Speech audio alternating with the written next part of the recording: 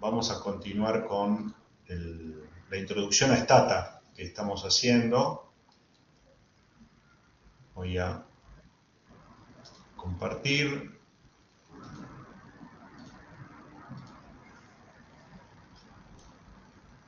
Bueno, vamos a hacer, la semana pasada trabajamos, ¿se acuerdan? Con la base de hogares de la encuesta permanente de hogares. No sé si tuvieron tiempo de ver algo más, de jugar un poco con el Stata. Sí, profe, yo estuve Bueno, practicando. Sí, yo también. excelente, Sofía. Entonces, los que pudieron ingresar algo, si el ideal sería que ahora abran el Stata y vayan tratando de hacer lo mismo que voy haciendo acá. Para los que no estuvieron, bueno, entramos en la página del INDEC, servicios y herramientas, base de datos. Acá tenemos microdatos, base de microdatos. Abrimos aquí, la última es cuarto trimestre del 24 y tenemos en formato XLS, que podemos descargarla, y luego,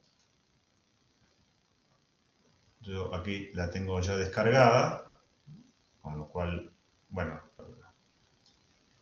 no hace falta volver a guardarla, pero el que no la tiene sí. Y lo mismo con el diseño de registros, que es como el diccionario que nos va a servir para trabajar. Vamos a buscar ahora, así descargo la base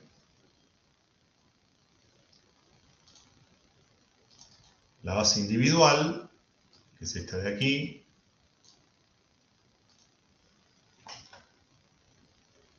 Y luego desde el Stata venimos aquí a Archivo, Importar archivo, hoja de cálculo de Excel, y busco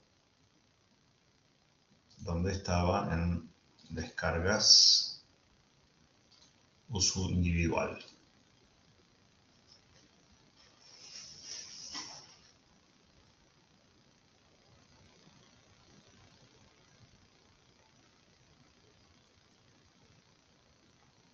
Ahí cargó, le digo importar primera fila como nombre de variables, esto es muy importante.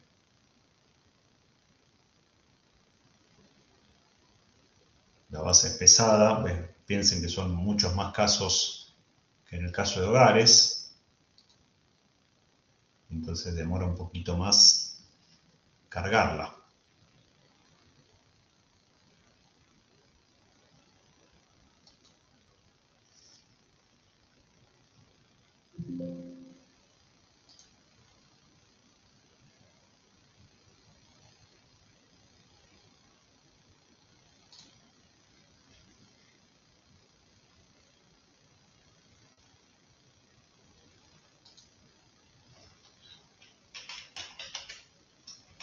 Bueno, ahí está, a ver si cargó ya, creo que todavía no, pero si le ponemos Browse o vamos al icono este de que tiene la lupa, nos va a mostrar la base cuando la levante, cuando termine de cargar.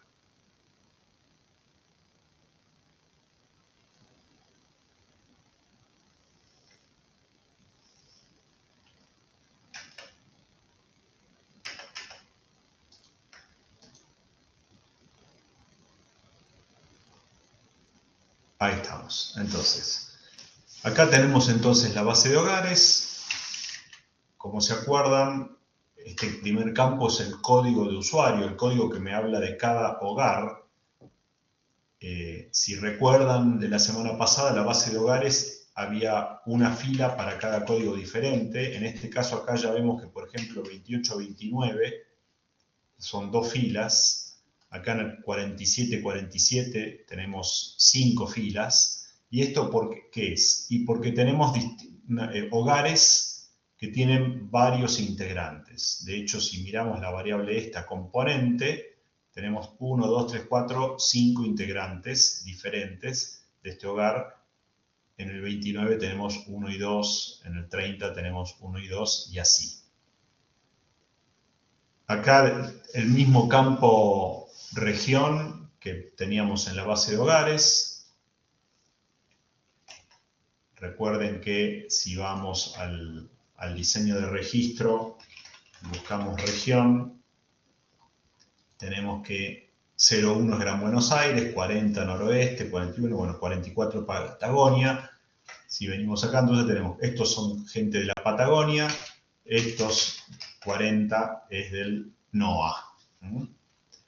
Y si miramos el aglomerado, que es la siguiente, acá tenemos aglomerado 29, miro 29, es Gran Tucumán, Tafí Viejo. Recuerden que en el diseño de la muestra de la EPH se hace en hogares urbanos, o sea, en grandes ciudades, que son todas estas que están acá. En general, las capitales incluye los alrededores cuando hay un cierto conurbano, llamémosle.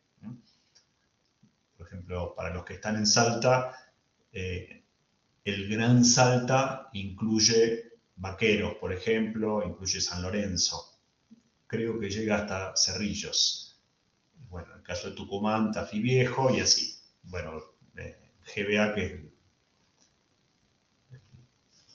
Ciudad de Buenos Aires, tenemos el conurbano, partidos de Gran Buenos Aires que tienen su código aparte, ¿no? Y la ciudad. Bien, después tenemos un montón de características, algunas del hogar, estas preguntas que empiezan con CH, son iguales del cuestionario hogar. CH05 es el año de nacimiento de la persona. CH06 es la edad que tiene en el momento de haber hecho la encuesta. Uno puede ir con el cuestionario individual.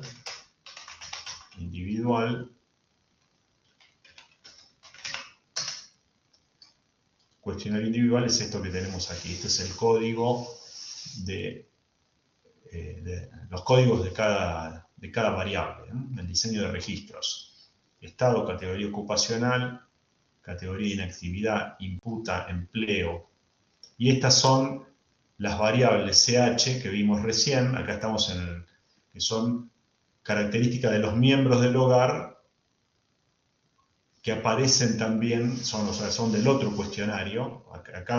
Cuando el encuestador llega a un domicilio, va con dos cuestionarios, un cuestionario general para el hogar y un cuestionario para cada persona. Después lo que hace el INDEC es algunas de las variables que están en el cuestionario de hogar, las pega a las personas integrantes de ese mismo hogar. Entonces aquí tenemos, por ejemplo, fecha de nacimiento, años cumplidos, situación conyugal y así. Educación. Esto es importante. Las preguntas de educación, primero es si sabe leer y escribir, si asiste o asistió a algún establecimiento educativo, si el establecimiento era público y privado, cuál es el año más alto que cursó, si finalizó el nivel, el último año aprobado y así, dónde nació. Con lo cual uno puede empezar a trabajar con estas variables. Por ejemplo, si yo quisiera saber cuánto es el analfabetismo en el país, voy a buscar CH09 y digo, por ejemplo, tab CH, busco 09, eso lo hice con la tecla de tabulado para que aparezca esto. CH09, recuerden que teníamos que hacer, ponderar, W igual pondera. Y esto va a tirar para todo el país la cantidad en número en función de esa variable que estamos pidiendo, ¿no? Si volvemos, entonces CH09 sabe leer y escribir, 1 es sí, 2 es no. Tenemos que el 93% de la población sabe leer y escribir. Hay un 5% que no. Un 3% que es menor de 2 años. Y si uno dijera, bueno, vamos a cruzar según la edad, uno podría agregarle aquí la pregunta, creo que era CH06, había dicho, de la edad, ¿sí? ¿Cuántos años cumplidos tiene? CH06, y entonces le digo CH06. Esto lo que va a hacer entonces es un tabulado, una tabla de doble entrada en el cual van a estar todas las edades de 0 a 99, el menos 9 en realidad va a aparecer porque para los menores de 1 el valor es negativo, menos 1 creo que es. Y en las columnas ahora van a estar la pregunta esta, si sabe leer y escribir o no. Entonces, miramos, vemos que hay que no saben escribir, obviamente la mayor parte son niños pequeños, ¿no? Tenemos aquí 3, 4, 5, 6 años, pero sin embargo se ven personas analfabetas de todas las edades. Si uno quisiera ver esto mismo en porcentajes, le podemos decir que no me ponga las frecuencias, no frec, le digo, no frequencies, y ahí le digo col, que me calcule el porcentaje vertical. Esto es lo que hace. Fíjense que entonces tenemos 100 ahora en cada columna y vemos que, bueno, 17, 20, 40, más o menos 55 debe ser esto, digo bien, no, 65, 70,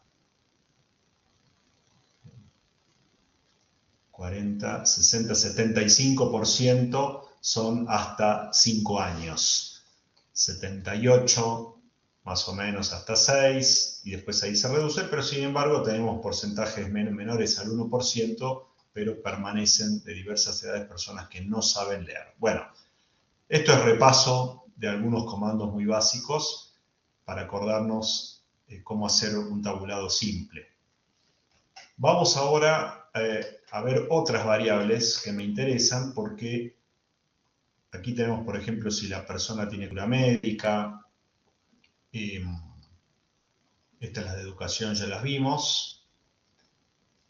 Condición de actividad, si está ocupado, desocupado o inactivo, esta es la variable estado. La categoría ocupacional, esta se usa mucho cuando uno hace mercado de trabajo para ver si la persona empleada tiene su propio negocio, es decir, si es patrón, puede ser que sea cuentapropista, que sea un empleado o un trabajador familiar sin remuneración. Y en su caso, si no pertenece a la población económicamente activa, es decir, a la PEA, entonces la persona está inactiva y ahí vemos si la inactividad es porque es jubilado, rentista, estudiante, en fin. Como les mencioné la vez pasada, el INDEC ahora incorporó estas variables, que es empleo, si es formal o informal, y si el sector es formal o informal. Para ver las definiciones hay que ver bien después el diseño de registro. Para que una persona sea desocupada, la definición dice que debió haber buscado trabajo, no tener empleo y haber buscado empleo en la semana de referencia. Cuando el encuestador va a un hogar y le pregunta a la persona, ¿usted trabajó la semana pasada? La persona le dice no, y entonces dice, ¿por qué no trabajó? ¿Porque no quería o porque la echaron o porque estaba sin empleo? Quería trabajar pero no consiguió. ¿Buscó trabajo? No, la semana pasada no busqué, entonces no es desempleado. Ahora le dice, ¿usted no trabajó? ¿Quería trabajar? Sí. ¿Buscó trabajo activamente? Sí. Entonces esa persona es desocupada. Ven aquí, ¿de qué manera aquí todas estas preguntas tienen que ver con eso? ¿Cómo en los últimos 30, yo antes eran en una semana? ¿De qué manera buscó trabajo? ¿Mandó currículum? Para ver el tipo de actividad que tenía. Para los que hacen estudio de economía laboral, estas preguntas son las que utilizan. Y después tenemos para los ocupados, si en la semana de referencia, ahora sí, si tuvo un solo empleo, cantidad de ocupaciones que tiene, las horas que trabajó. Esto se usa sobre todo para homogeneizar cantidad de horas de trabajo. Distinto es una persona ocupada 40 horas a la semana, 45, que una de 20. Entonces, para homogeneizar, por ejemplo, lo que vamos a ver ahora, que es retornos a la educación, hace falta tomar el salario horario promedio. Y luego tenemos más adelante las preguntas sobre el ingreso. Ocupación principal, características de la ocupación principal, cómo es la empresa o institución donde se desempeña, el tipo de actividad. Esto es el código del clasificador de ocupaciones. Ocupación de trabajadores independientes, para ver si tiene herramientas, si tiene local, para ver sobre todo el tipo de informalidad. Una persona puede decir, soy trabajador independiente, y de pronto es un vendedor ambulante, cuando uno ve las características. Y las preguntas sobre ingreso de la ocupación principal. Luego habrá una de ocupaciones secundarias, para saber la cantidad de días. Acá empleo doméstico, la pregunta 21 vamos a buscar características del hogar. Aquí tenemos entonces ingreso. Por un lado, la pregunta 47 es el total de los ingresos, y la pregunta 21, monto de ingreso de la ocupación principal. Después, estos son otras variables que son construidas por el INDEC a partir de la distribución, que es el decil de ingreso. Eso es para facilitar cuando alguien quiere hacer estudios de distribución del ingreso por deciles. Bueno, el INDEC ya tiene construidas las variables en la base de datos y no hace falta armarlas. Lo mismo tiene para las segundas y terceras ocupaciones, otras ocupaciones, el total, y el total de los ingresos en esta pregunta 47T. O sea que pregunta 21 y pregunta 47T son como dos preguntas que uno tiene que tener más o menos de memoria, porque sabe que son la del ingreso de la ocupación principal y el total de todos los ingresos declarados. Recuerden que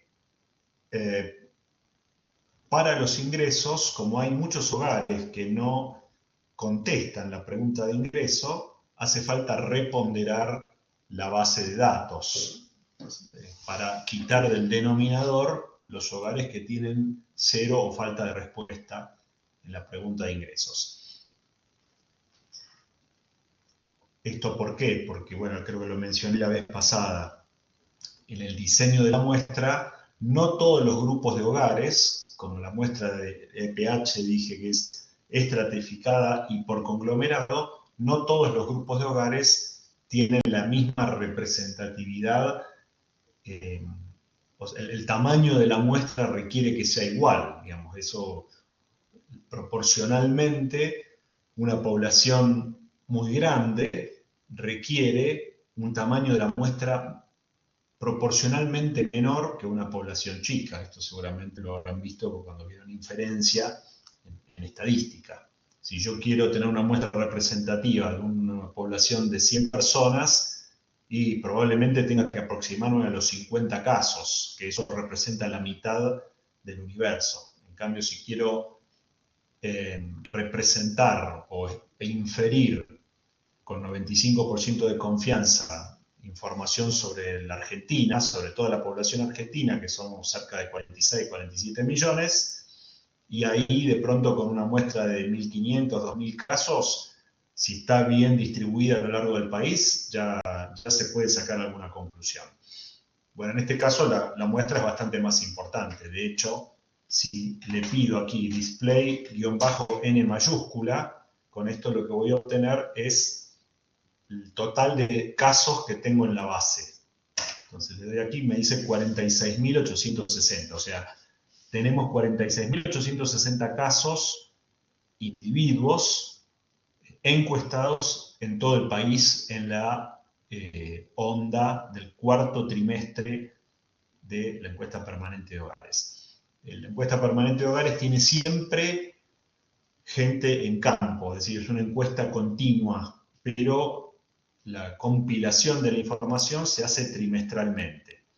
Y en esa muestra, los hogares seleccionados están 2 trimestres. Por ejemplo, a un hogar le puede tocar que le hagan la encuesta en el primer trimestre y en el segundo trimestre de un año, y sale de la muestra en el segundo semestre y vuelve a aparecer en el primer trimestre y el segundo del año siguiente. A otro, en cambio, le puede tocar segundo y tercer trimestre, a otro tercero y cuarto, o cuarto y primero. Pero la muestra es rotativa en ese sentido. Ningún hogar está más de 4 ondas en la muestra, pero sí se repite a lo largo en 2 años, digamos. Bueno, ¿cómo venimos hasta ahora?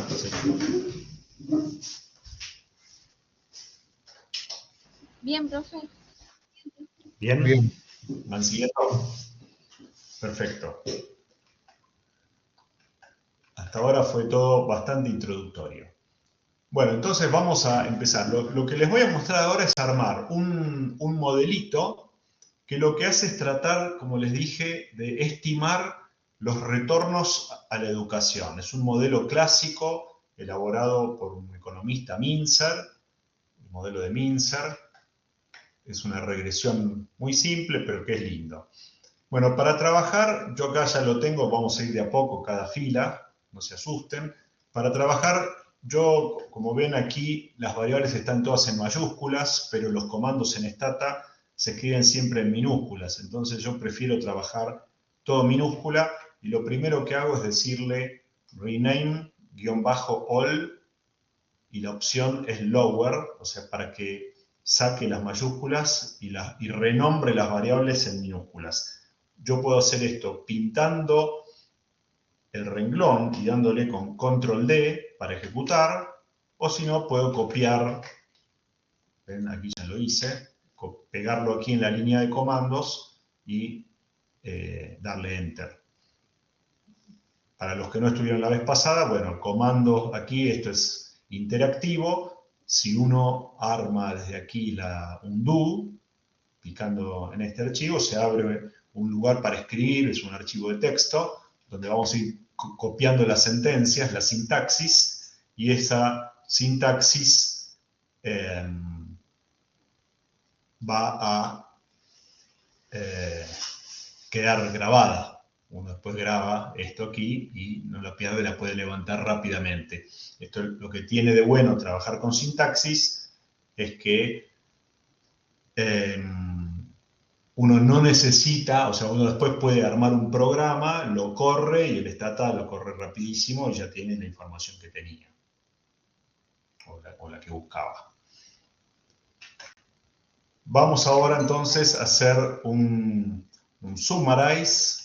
Fíjense, aquí lo que le estoy pidiendo es que me arme una síntesis de la pregunta 21 para cuando la variable estado vale 1 y la P21 es mayor o igual que 0. Es decir, P21 dijimos que era el ingreso de la ocupación principal. Entonces le digo que el ingreso sea mayor que 0, mayor o igual que 0, que la persona esté ocupada, estado igual a 1. Si venimos aquí, ponemos estado, recuerden, para arriba, variable estado, tenemos 1 ocupado, 2 desocupado, 3 inactivo. Entonces yo ahora le estoy pidiendo un resumen de la pregunta 21. Esto lo que me va a tirar son los parámetros principales y, como le digo, detalle en la opción. Recuerden que después de la coma van siempre las opciones de cualquier comando. Me va a dar además información de los casos que están en las colas, los primeros casos y los últimos casos. Como estoy usando la variable de la ocupación principal, el ponderador no va a ser pondera, sino el PON-DIO. PON-DIO es el ponderador corregido por no respuesta de la ocupación principal.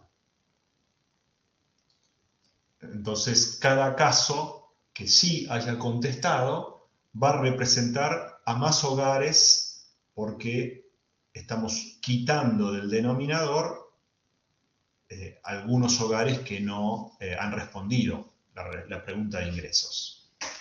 Bien, le damos Enter. Esto es puramente exploratorio lo que estamos haciendo. Lo que vemos aquí entonces es que tenemos en el percentil 1, tenemos hogares que tienen 0. Los menores valores naturalmente son 0.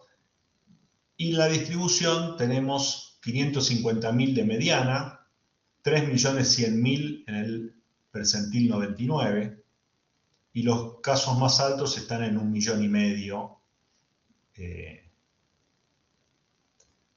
Sí, 1,5 millones más o menos de pesos que han declarado. Ya uno puede imaginarse que 1,5 millones, el caso más alto de la ponderación, está muy corrido en la realidad. En general, la encuesta permanente de hogares no es buena para capturar los ingresos más altos de una sociedad. Normalmente lo que puede capturar bien son los parámetros de la distribución, pero no las colas, sobre todo la cola superior. Y después los otros datos que tenemos acá entonces son las observaciones.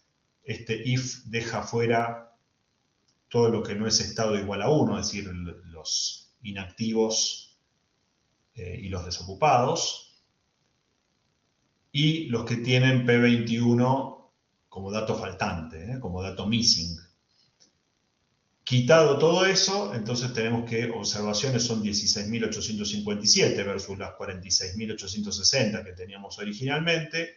Si esto lo computamos ponderado, estamos hablando de 13.600.000 personas, que es la población ocupada, con un promedio de ingresos de 693.000, un desvío de 666, y bueno, estos son los otros parámetros de la distribución: varianza, apuntamiento y simetría.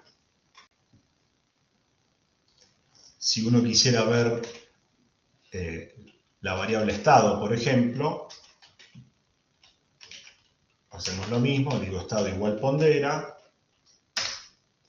Y de aquí, con esta información, aquí tenemos ocupados, desocupados, inactivos y menores de 10, uno puede calcular, por ejemplo, la tasa de desocupación. La tasa de desocupación sería 936.747 respecto de la PEA. O sea, uno tendría que hacer, por ejemplo, vamos a decir, que muestre display. Esto se puede usar como si fuese una calculadora.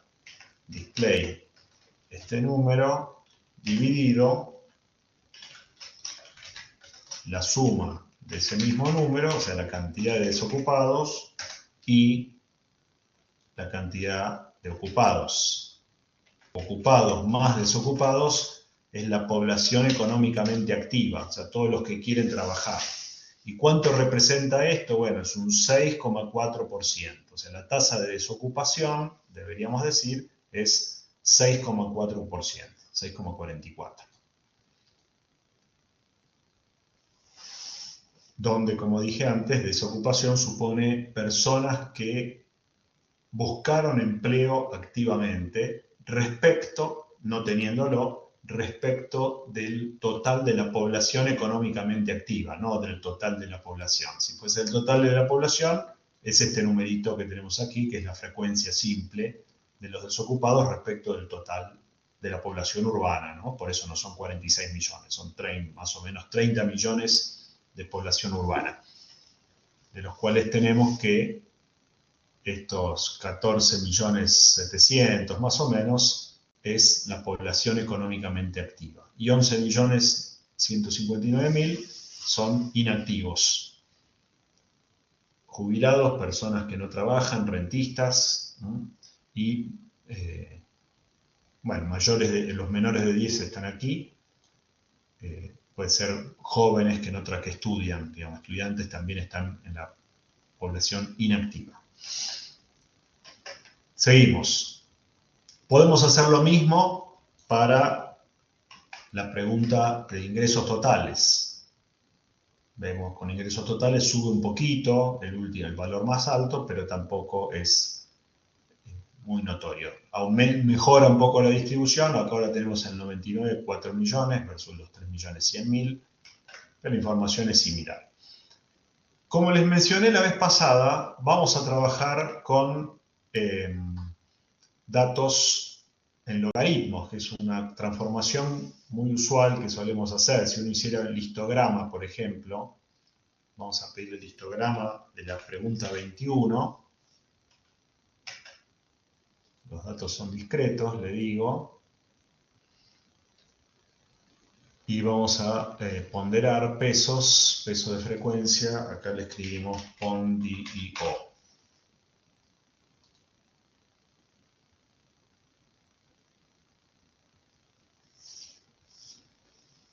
Entonces vemos que la distribución tiene muchos ceros y sumamente asimétrica. Entonces podemos hacer lo mismo ahora y le decimos si P21 es mayor que 0,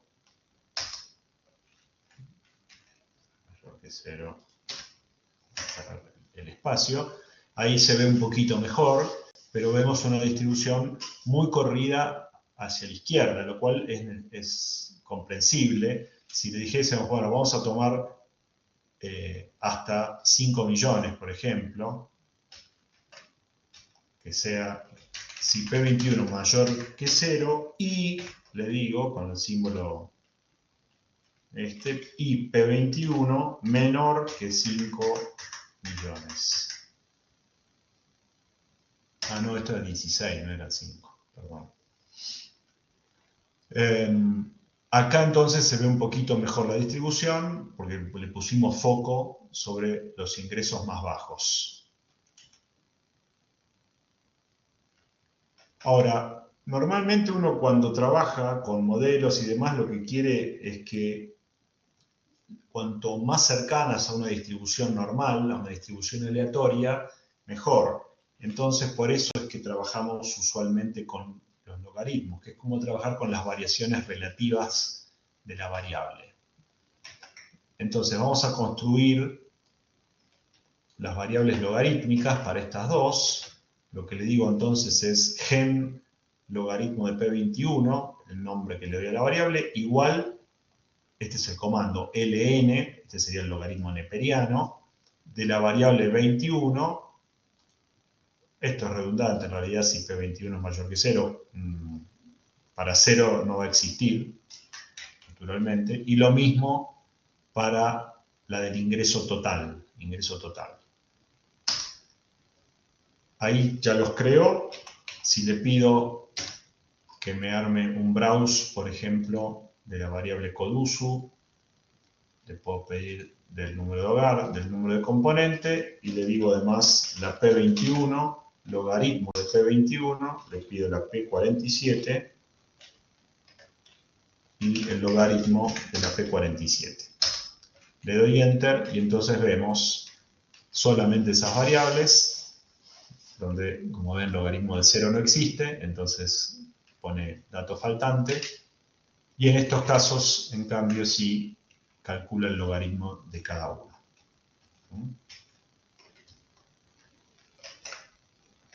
Acá, como ven, quedan tildadas solamente, aquí a la derecha en este panel, las variables que yo seleccioné. Si quisiera agregar alguna que me olvidé, le puedo picar aquí, seleccionar la casilla y aparece inmediatamente.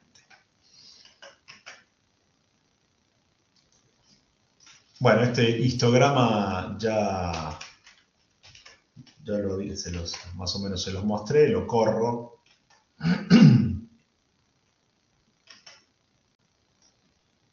A ver dónde apareció.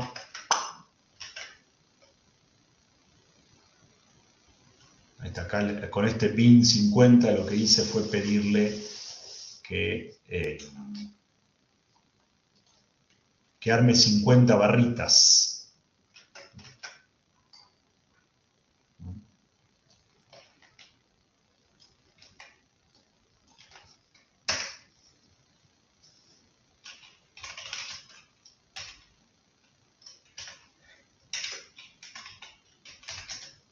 eso era porque le había puesto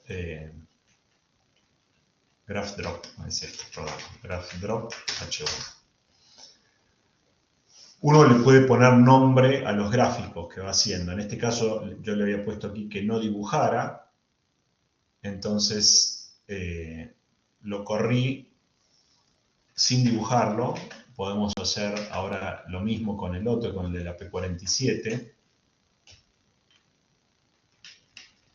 Y a cada uno de estos, en este caso lo hice para la región 40 y en este otro para la región 1, o sea, para el NOA y para Ciudad de Buenos Aires. Y le estoy dando distintos nombres, H1, H2, H3, H4. Y con este comando, graph combine, lo que hago es que puedan aparecer los 4 histogramas juntos. Entonces, cuando le doy, pinto, le doy control D, corro esto. Is not a memory graph, H1, se olvidó, no lo había corrido, vamos de nuevo. Corro este que sé que faltaba. Y volvemos a darle aquí. Lo había borrado. Ahí estamos. Entonces, ¿qué es lo que tenemos acá? En el eje X tenemos la pregunta 21. En este caso, así como estaba, recuerden que yo lo saqué de aquí. El primero es P21 de la región 40. El segundo es el logaritmo de P21, pero de la región 1. Podríamos modificar esto y ponerle también 40 aquí. Le pongo 40 acá. Vamos a borrar ahora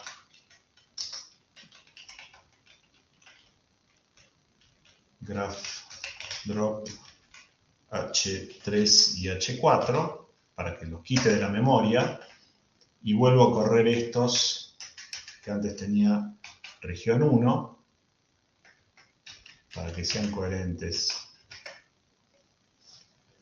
Entonces, acá ahora sí tenemos verticalmente la misma información. Una simplemente es la pregunta 21 de NOA. La otra es el logaritmo de la pregunta 21.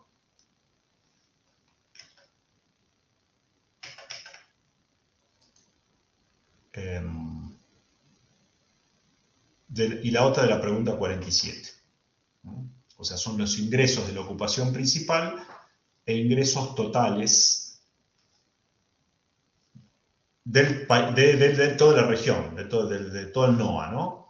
Esta línea que tenemos aquí es el kernel, o sea, la densidad kernel, es una densidad no paramétrica, que uno le puede poner como opción, aquí si ven, entre las opciones, esto sería toda la parte del comando. Primero, el comando es este, histogram, este que está en azul, esta es la variable que yo le pido, el if es para poner las condiciones, las restricciones o filtros que yo quiero de la variable, en este caso le pido que tome solo NOA, que sea con los ocupados, que tengan declarado ingresos con este ponderador y después le pongo, una vez que pongo la coma, empiezan las opciones del comando. Esto es que en cualquier comando de Stata es así. Y aquí le pido que ponga 50 columnas, que es el máximo que admite el Stata. Si pusiera 10, habría menos columnas. Lo que haría es acumular datos. Y aquí le estoy pidiendo que construya la densidad kernel, que es esta línea, que no es la de una normal. Esto parece más una normal, está un poco apuntada. Pero lo que hace kernel es ir armando grupos de datos y ves como que va interpolando la línea. Cuanto más chiquito, más continua es la ventana. Fíjense que en el caso de la pregunta 21, esta densidad kernel hace picos. Y eso depende un poco también del ancho de la ventana. En este caso, con este comando, kdnops, uno le va poniendo el ancho en el cual quiere hacer este tipo de interpolación. Entre las otras opciones, además, le estoy diciendo que no muestre la frecuencia relativa, sino simplemente el porcentaje. Entonces, aquí lo que tenemos en el eje Y de cada gráfico son los porcentajes respecto del 100%. Naturalmente el 100% es lo que va desde acá, desde 0 a 16, acumulado. Si yo midiera la integral de esta función, tendría el total, tendría el 100%. Cada frecuencia de esta es la frecuencia relativa y la puedo mirar en el eje Y.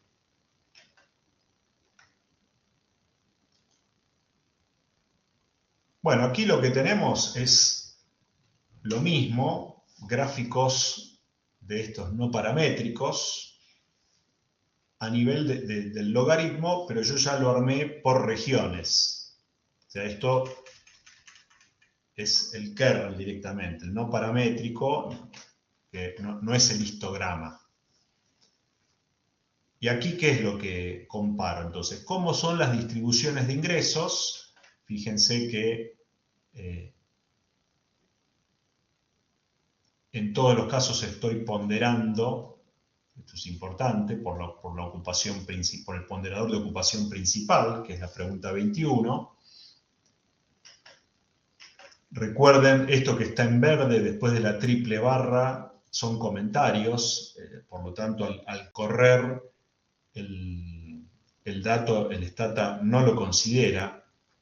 La triple barra además nos da continuidad en el comando, es como si se tratara de una sola línea esto, entonces corre todo junto. Lo pongo en columnado simplemente por una cuestión de orden, y para entender mejor el programa, una cuestión de prolijidad a la hora de programar. Normalmente un comando de stata ocupa una sola, normalmente no, siempre, ocupa una sola línea. Y al final tenemos la coma y las opciones. Entonces fíjense que esta última aquí tiene una coma, pero como tengo la triple barra, supone que la línea continúa. Entonces aquí sí tengo las opciones. Las opciones son de las etiquetas, que le estoy pidiendo que ponga, y que escriba las leyendas, que es lo que vemos que aparece aquí. Ya tenemos aquí la caja de las leyendas con las etiquetas. Esto, cuando uno ya trabaja, lo puede hacer medio de memoria, pero si no, uno lo que hace es venir aquí a gráficos, gráficos de doble entrada, crear, poner línea, y va eligiendo las variables que quiere. Una vez que uno lo hizo la primera vez, puede hacer copy-paste y continuar con las líneas siguientes. Bueno, ¿qué tenemos acá entonces? Las distribuciones de Patagonia, Cuyo, NOA, Pampeana, NEA y GBA. O sea, todas las regiones, las 6 regiones, y vemos cómo la distribución de ingresos es mucho más corrida a la derecha. O sea, Patagonia es la región que tiene ingresos más elevados, nominales. La azul, que es GBA, es la que le sigue. No es tan apuntada y está levemente corrida a la derecha. La pampeana, apenitas a la izquierda de GBA, pero es más apuntada, con lo cual esto muestra que tiene una moda más alta, pero más colas hacia izquierda, que implica una peor distribución. Y después tenemos las regiones del norte, NOA y NEA, en marrón y amarillo, verde NEA, perdón, y el amarillo es Cuyo, que está un poco más corrida a la derecha. O sea, el norte, como es también conocido, tiene ingresos menores al resto del país. O sea, un trabajo de distribución del ingreso podría hacer gráficos de este tipo. Bueno, no vamos a llegar a hacer todo lo que quería porque ya son casi las 7 y se nos va a cortar la transmisión. Pero, por ejemplo, acá tengo otro gráfico en el cual ya pongo cota. La diferencia aquí es que le pongo una cota al ingreso para ver mejor, ver una porción solamente. Uno podría decir, bueno, en vez de 150.000, perdón, 1,5 millones, vamos a ponerle, por ejemplo, 3 millones.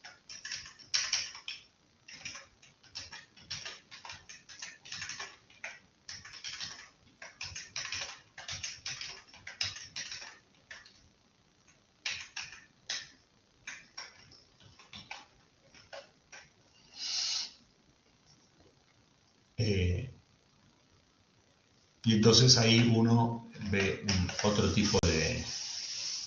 Para las distintas regiones es básicamente la misma información. Ahora sí vendría comenzar con el modelo propiamente, pero vamos a dejarlo aquí y entonces veo si trato del martes que viene poder continuarlo.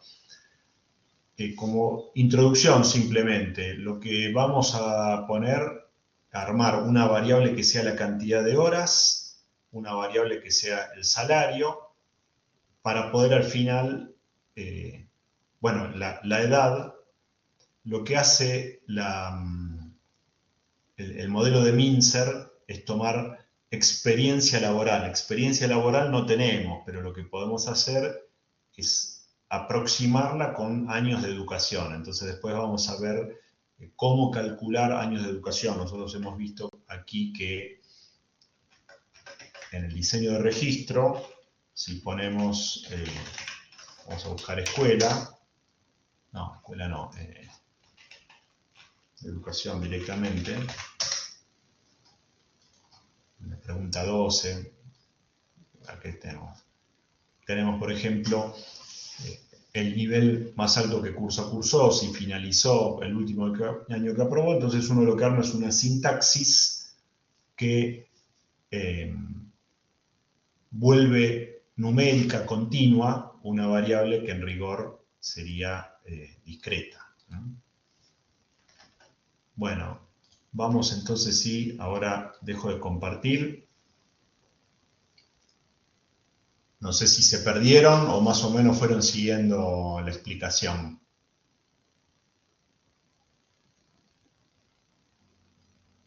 Sí, profe, lo fui siguiendo, fui anotando las... Bueno, yo ahora les voy a subir en la plataforma la parte esta de la sintaxis, para que la puedan tener también.